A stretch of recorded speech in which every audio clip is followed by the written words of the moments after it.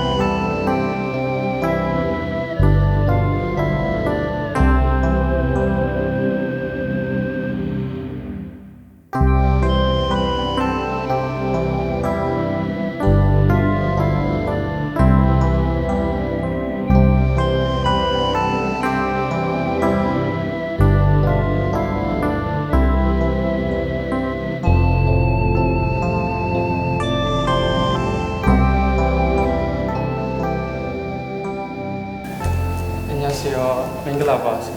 မင်္ဂလာပါရောက်လာပြီးတော့ကိုရီးယားလေး ဟုတ်ပါတယ်ခင်ဗျာကျွန်တော်ကိုရန်ကုန်တက္ကသိုလ်ကဆရာမတပည့်နဲ့တက်လို့လိုက်တာ ဟောဟုတ်တယ်မတ်သက်ဖုန်းဆက်တယ်ဒါကအဲ့ဒါဒီလိုလာမယ်ဆိုတဲ့အကြောင်းလေးပြောတယ်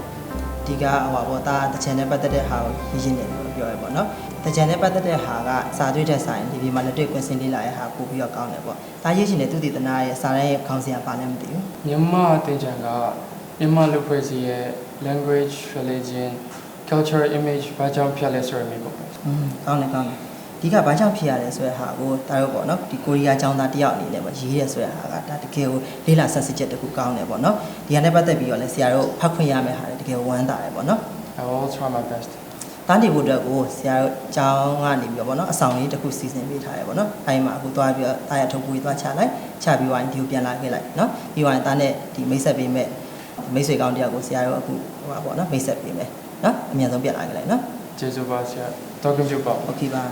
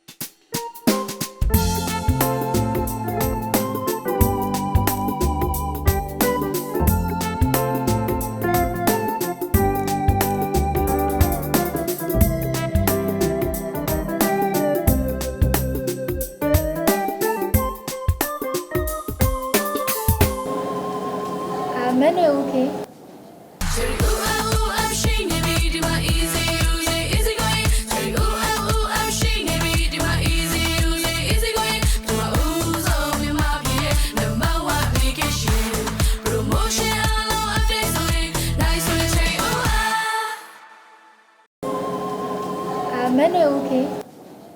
ခဏကခဏလောက်ပဲရှင် အော်ဟုတ်လာပြီနော်ခဏ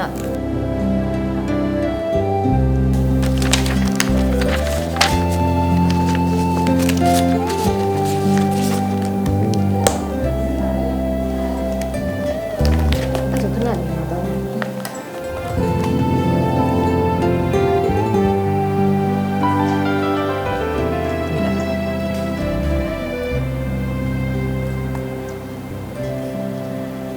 မင်းစုသူက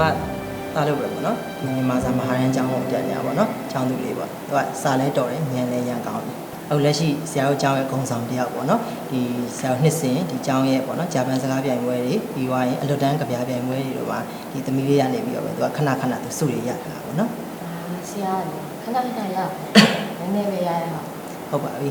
ဆရာမိတ်ဆက်ပေးမယ်သူ့နာမည်ကြီးမင်းစုတဲ့ရန်ကုန်တက္ကသိုလ်ကနေပြီးတော့ပေါ့နော်ဆရာမန္တလေးမှာမြန်မာစာနဲ့ပေါ့နော်ဒီမဟာရန်ပေါ့နော်သမီးနဲ့တူတူပဲပေါ့သူကအခုတကြံနဲ့ပတ်သက်တဲ့သူတည်တနာစာရန်ကိုရေးဖို့တော့သူမန္တလေးကိုလာတာအဓိကမန္တလေးမှာပေါ့နော်တကြံနဲ့ပတ်သက်တဲ့ဟာတွေကိုအမှန်ကန်ပြည့်စုံဖို့အတွက်ကိုပေါ့နော်အချက်လက်တွေလိုက်ပြီးလေ့လာဖို့အတွက်သမီးကနေပြီးတော့သူကိုလိုက်ပြီးကူညီပေးရမယ်ပေါ့နော်သူကဒီကိုရီးယားကလာဆိုတော့မန္တလေးမှာကျတော့တိတ်ပြီးတော့လဲလဲဝယ်ရှိမှမဟုတ်သေးဘူးသမီးလိုက်ပြီးကူညီပေးလာပေါ့နော် ဟုတ်ကဲ့ပါဆရာ တော့သူနေရမယ့်အဆောင်လည်းသိပါပြီဆိုတော့ဒီမန္တလေးမှာသွားပြီးတော့ပေါ့နော်ဟိုလိုက်ပြီးပြရမယ့်နေရာတွေဘာတွေတော့သမီးသူ့ကိုတေချာလေးတော့လိုက်ပြပေးတယ်နော် ဆရာဟုတ်သွားလိုက် ဟုတ်ကဲ့ပါ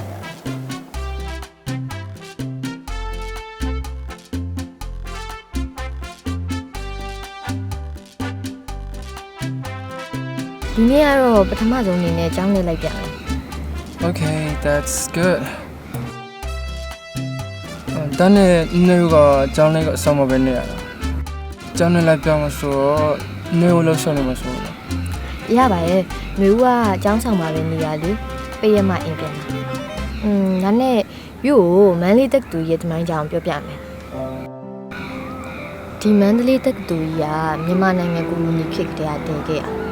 1925ခုနှစ်ဇူလိုင်လမှာမန္တလေးဥစားကောလိပ်အနေနဲ့စတင်ဖွင့်လှစ်ခဲ့ရလေ 1925ဆိုတော့ it's like a century ဟုတ်ပါမကြခင်မန္တလေးတက္ကသိုလ်ရအပြည့်ပွဲကျင်းပတော့မှာ တက္ကသိုလ်ကျောင်းတော်ဘွားတက္ကသိုလ်ရပြပွဲကြုံလိုက်ရရင်ပြောစရာကြီးနေမှာ You are so lucky Tell me more Neil ဆက်ပြောရမယ်ဆိုရင်ဒီမန္တလေးတက္ကသိုလ်ကြီးကအမျိုးသားလွတ်မြောက်ရေးကျူးပန်းမှုနဲ့တူပေါ်ပေါက်လာတဲ့တက္ကသိုလ်တိုင်းပြည်နာကအတွက်ပညာရှင်အများကြီးမွေးထုတ်ပေးခဲ့တဲ့တက္ကသိုလ်ကြီးဆိုလည်းမမားဘူးလေဂျင်မန်ဆိုရဲ့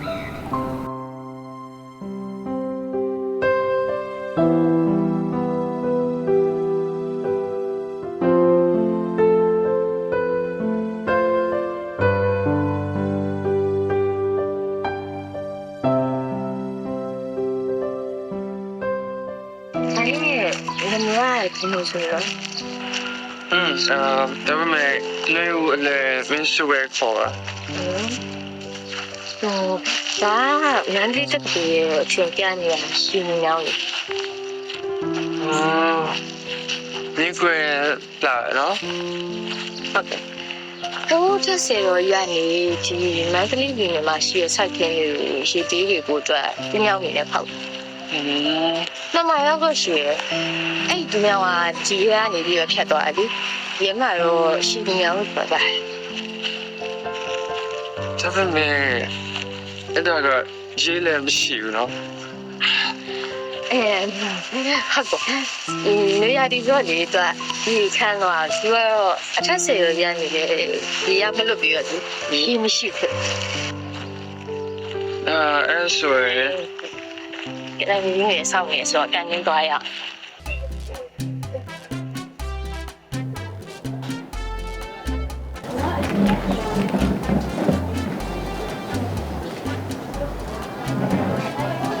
အညီလည်းမိတ်ဆက်ပေးအောင်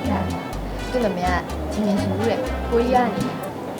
တကြံအကြောင်းမဟာဝိဇ္ဇာပွဲကိုပြန်ရေးဖို့ရောက်လာပြီ ကိုရီးယားနေတော့မြန်မာကိုကြံအကြောင်းဒီဘက်ပြန်လာဒီမှာကွာပါရေငါတို့ဆိုလို့ရှိရင်ကြံအကြောင်းလို့ရှိရင်ဒီဘက်ကန်ထားမယ်သူများကိုရေးပါတယ်ဘယ်လိုဝင်လို့ပြီးတော့မှမဟုတ်ဘူးဆိုတာ ဒီတော့ရှင်ချင်းပုံပေးနေကြတယ်လေမိမရယ်တခုဆိုကဲဘူးလောက်ဝင်ပြီးရ မဟုတ်ပါဘူးဟာနင်ဟုတ်ပါဘူးပါဒါနဲ့ငါမဆက်ဒီဆို说话不一样，你是哪个人吧？老皮，你要怎么老？技术么好，技术怎样？သူနေရာလုံးမှားနေသူနာမည်ကြီးဆိုလဲမဟုတ်ဘူးကြီးဆိုလဲမဟုတ်ဘူးကြီးမင်းစုနော်မှားနေ ကျွန်တော်ကိုအလွယ်မင်းစုပဲခေါ်ပါ ဟုတ်ပါပြီ ဟုတ်ပါပြီဟုတ်ပါပြီဟုတ်တယ်မိုက်စားနေပြီဆိုတော့အခုမှစား ဟော မယ် ပတ်စံ စားရတယ်ပါ အားမစားဘူး စားတယ်စားတယ်လို့ပြောထားတယ်ဒီငါတို့စောင်း ပိုက်စားမဟုတ်လေငါမင်းတို့ဆောင်နေရတခါစားတယ်ငါကပပပါလေးစား မှားမယ်နော်ရှင့်စားတော့မနော်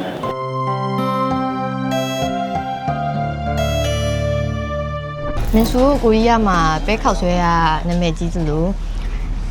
ຫນွေဦးရဲ့မန္တလေးမှာလည်းမုတ်တရားမပါမဖြစ်ပဲလေ ဟိုတမိတငယ်ချင်းကမြို့မှာအတင်းတိုက်ကိုတွားချင်လို့ဆိုတော့ကိုကမရဘူးတော့တယ် သူကကိုကြီးရလာတာမှာလေ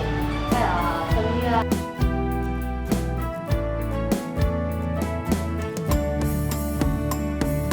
မြစ်သေးရောက်ပြီလေဒီရွှေဝါပန်းပတောက်တွေထုံကြည့်သေးပြဲငါထူတဲ့တကြံပေဒူပုတ်တေတံဝေတံပြိုင်စုံညီလို့လေဒီရင်နောက်ထမရင်တွေကပြချွေအားလုံးတွေပြောနေရမျက်ပွေတော့တွေရေစုသူချမ်းခံမမှုပါလေမြစ်သေးရောက်ပြီလေဒီရွှေဝါပန်းပတောက်တွေထုံကြည့်သေးပြဲငါထူတဲ့တကြံပေ